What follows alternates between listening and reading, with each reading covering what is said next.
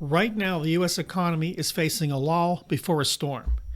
The U.S. economy will downturn. Many analysts are predicting it. Now, this is part 2 in a 3-part series about how the economic data doesn't lie. There is a storm brewing in the U.S. economy. Hi, I'm David Tomsic. Now, in the previous video, we talked about 2 particular items, GDP and the labor market. Now, in a revision here, GDP has been revised upward to 3.8% from 3.6%. You might ask why. Because basically consumers have went out and spent a lot of money. And keep in mind, they're spending money on items that cost a lot more money, which helps GDP. Also, there has been additional investment in certain types of businesses in the United States, mostly AI. This has increased GDP. But as I mentioned in the first video, most analysts believe that this will downturn in quarter 4 and, of course, first and second quarter of 2026. We talked about the labor market. Now, the labor market is flat at 4.3%. Now, keep in mind, that's still high considering it was over 3% a few years ago. Now, let's look at why. Because a lot of people have not totally been laid off yet from their jobs. More and more layoffs are coming, and a lot of this is not caught up to the data because usually the labor market's a economic indicator that happens last. People get laid off after there's other downturns, after there's issues.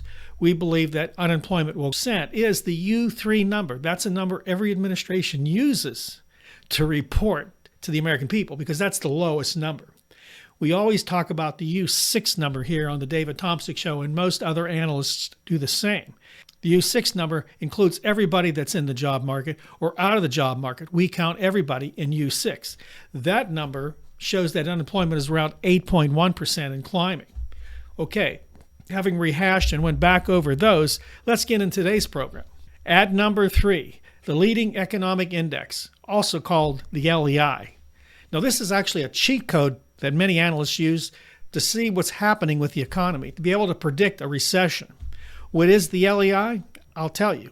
This is compiled by a conference board, and it is a composite of 10 forward-looking indicators designed to anticipate future economic activity and turning points in a business cycle, such as recessions and expansions. Now, the LEI has dropped 6 times over the last 6 months. August was the 6th month that it dropped. Now, this is telling us that there is a possible recession ahead. Okay, so what's happening with the leading economic index? I'll tell you what. It's dropped 6 months in a row. And every single time it has dropped that much since 1970, a recession has happened within a year. 100% of the time. Now, analysts tell us that the August drop was worse than anybody thought. And get this, 8 of the 10 components that make up this composite went down. 8 of 10. So the economy is getting weaker. We don't see it all, but it's getting weaker right now. And you can feel it coming. That storm is coming, my friends, and you better be prepared. Now, number 4 on this list is tariffs. You know this was going to hit the list, right? Everybody knew. Tariffs are crushing the United States, and they're crushing trade in the United States. Now, you know that tariffs are one big tax. We talk about this all the time on this show. Although many people believe that it's a bonus for America to tariff everybody. A lot of folks tell me that it was great to tariff the world and do all these crazy things because we're going to make money off of it. You're right. Money does come in to the coffers, but it's not money paid by foreign companies or foreign countries. The money that they're getting from tariffs comes from me and you. Is that sad? Tariffs are crushing our economy. They are. Now, get this. Deloitte, one of the 4 largest accounting firms in the world, said this, that our imports could drop by a crazy 7.1% and exports by 1.8% in 2026. Now, when you stop buying and selling, the economy gets squeezed. Businesses have to raise prices on you, and they stop spending money on new projects. Now, this disastrous combination is called stagflation. I know you've heard about it. It's when prices go up and the economy goes down. The Fed will have no idea how to handle it because their toolbox doesn't have any tools to fix it. The IMF has warned us that this could cause a whole global meltdown if left unchecked. Now, stagflation is one thing, but this will also hurt our GDP, which we've already talked about. Why? Because tariffs typically reduce GDP because they increase prices for consumers and businesses, lower export volumes, and create economic distortions that lead to lower lower overall economic activity and standards of living. So as I mentioned before, tariffs will hurt us. Tariffs will hurt us, and they will eventually help drive down that GDP that has risen a little bit. Now, these are the things we have to watch out for.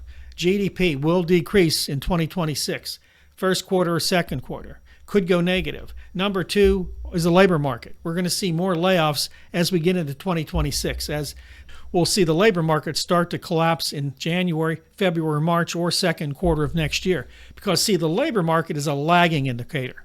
After things start going south for companies, then they start laying off. They do it after the fact in many cases. Then we get into today's two economic indicators, which is the LEI, the leading economic index, which I told you of the 10 components that make it up, 8 have gone south over the last 6 months.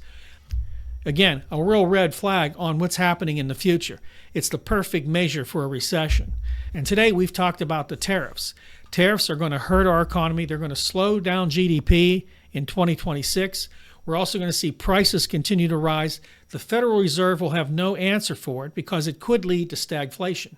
Again, stagflation is when the economy shifts downward and prices go upward. We're seeing prices continue to rise. Now, right now, the consumer is more than willing to pay for them, or at least a good portion of consumers.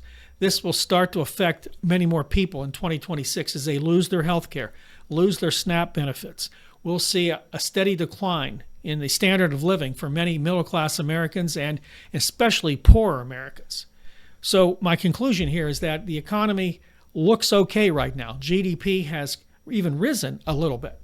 Now, there's always reasons for GDP to go up, and I mentioned it's because consumers are spending more, and it is getting into the holiday season. Keep that in mind. People are buying gifts right now for Christmas. We can see this in much of the data that people are going out and buying things, most of it towards Christmas. But eventually, people get tapped out. Credit card debt is still at record highs. This will slow down. And when it does, you'll start seeing this in the actual economic data coming out of Washington, D.C. So remember to be wary of how much you spend. Be wary of those interest rates those credit card companies are charging you. This has to be paid back. Now, I understand that many people don't want to hear real numbers. This is something that's happened forever. No one wants to know the truth because it hurts. It hurts to know that there might be a downturn, that you might lose your job, that prices are going up, that you might not be able to afford to buy clothes for your children, and God forbid, food for your children. But that day is coming. Now, I know where to get this data. It's there and it's accurate. You just have to know where to get it and how to report it. So these numbers are real. We're looking at some problems going into the new year in 2026. There will be downturns. A lot of this economic data will only get worse as we move forward, and I will report on it. So this is part 2 of this series. And by the way, if you enjoy what you see here on the David Tomsic Show, please like, subscribe, and share our videos.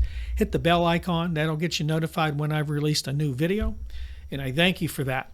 So the next part of this series, part 3, will come out in a few days. And it's going to be dealing with inflation and interest rates. And it's also going to be dealing with market signals, bond markets and the stock market. These are important as well. Again, we're going to build a case that the American economy is starting to slide. And eventually, when we get to the end of the year and into the new year, it will begin to slide quickly. And many of those economic indicators, which are already even be more urgent, will definitely show us that there are definite issues within our economy. Issues that the Federal Reserve, which really does control the economy through interest rates, through policy, will not be able to repair. We know that the Federal Reserve has been maligned by Donald Trump. He wants to reduce interest rates. We're going to talk a little about that in the next program because it's important to understand why they did not. And I hope you stay tuned to watch that. So thanks again for watching. Again, like, subscribe, share our videos, hit the bell icon. And keep in mind, there's plenty of videos to watch. We're linked through this box up here to other videos, many of them dealing with economic issues. Please binge watch them, enjoy them, share them, and you'll learn a lot about what's happening in the American economy. Don't forget to love your neighbor as yourself, and I'll see you next time right here on the David Tomsic Show.